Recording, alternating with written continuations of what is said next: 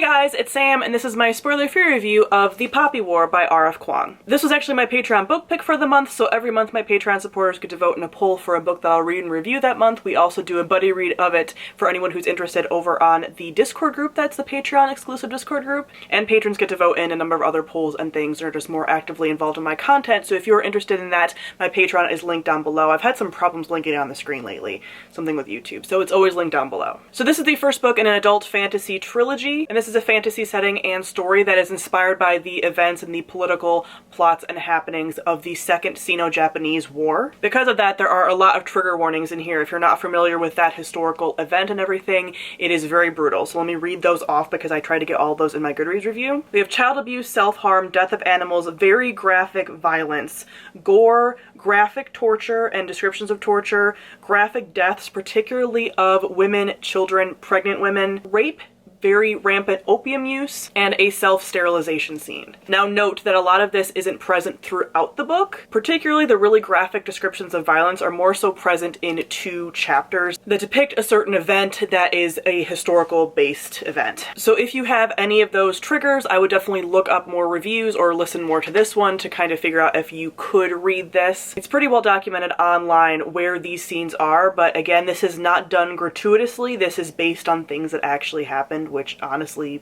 almost make it worse. But again, just know that it's not done for the sake of gratuitous violence. This follows our main character of Rin, and she is a war orphan who is about to be married off by her very nasty foster family. So she wants to escape that fate, and she wants to take a test that basically, if you pass this test really well, you get into some of the best schools in the country, and she wants to pass so well that she gets into the top military academy that doesn't charge tuition. So we start following her when she gets on this path to take this very, very difficult test. So as I mentioned, this is based on historical events, but has that fantastical element because it is set in a fantasy world, and it has fantastical like creatures and magic and things like that. This world was very rich, but not in a lush way. It wasn't like overly flowery writing, but it was definitely a world, since it is based semi in reality, that you could really get a good picture of. You could kind of see the way the dynamics were working, and you just got a really clear sense of everything that was going on in the world and how things were interacting.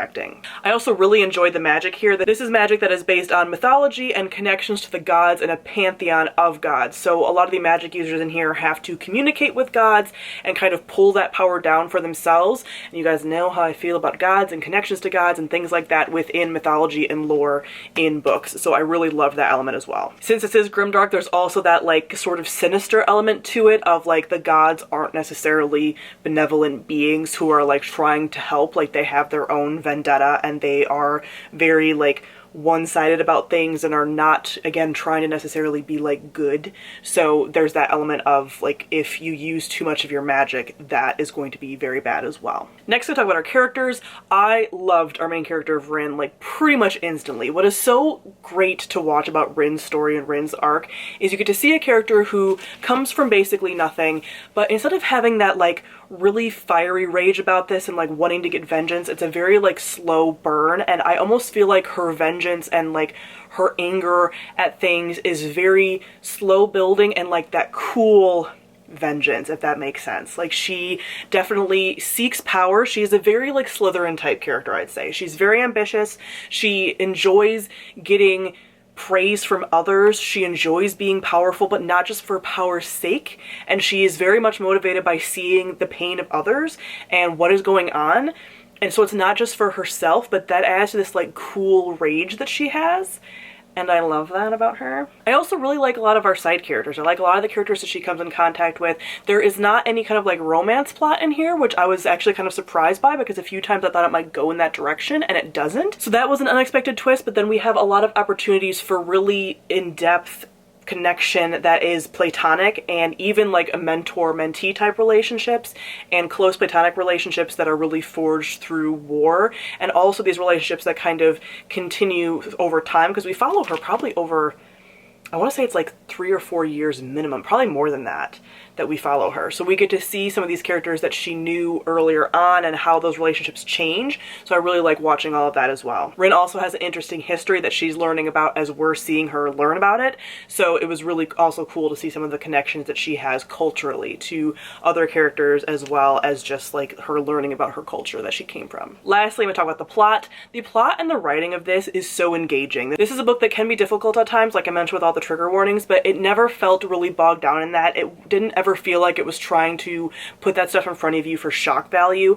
Everything had a purpose, and again, since a lot of it is rooted in actual history, everything made sense and didn't feel over the top, even though this is some of the most brutal stuff that I have read in fiction. I'm personally not somebody who gets very bothered by gore and stuff in books. I cannot watch gory TV or movies or anything like that, so if I saw these scenes on a screen, that would be very bad. I would not do well. But I was able to read these and like still have a very visceral reaction to it. I remember my like muscles kind of clenching up, just like, oh god.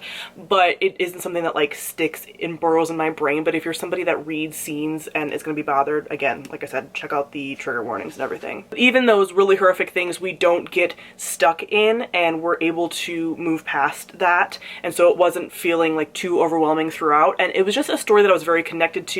The passage of time was done really well because, like I said, we do follow Rin through a very large portion of her life. So sometimes with books, we'll have this passage of time and I won't feel it, but with this, it was written in a way that I could feel the passage of time, I could feel her growth, and we had just enough scenes for me to be able to follow her trajectory and her arc and everything. So I expected to love this, but I didn't expect to love it quite as much as I did, but I'm very much looking forward to the rest of this series. I feel like it's doing something so different feeling and has like a freshness to it, even though it is based on historical events. So I gave this book 5 out of 5 stars. I will be doing a spoilery gush talking about this book, so if you read this book and want to check that out, I will link that on the screen. So comment down below and let me know your thoughts on the Poppy War. Thank you all for watching, and I'll see all of you guys soon. Bye.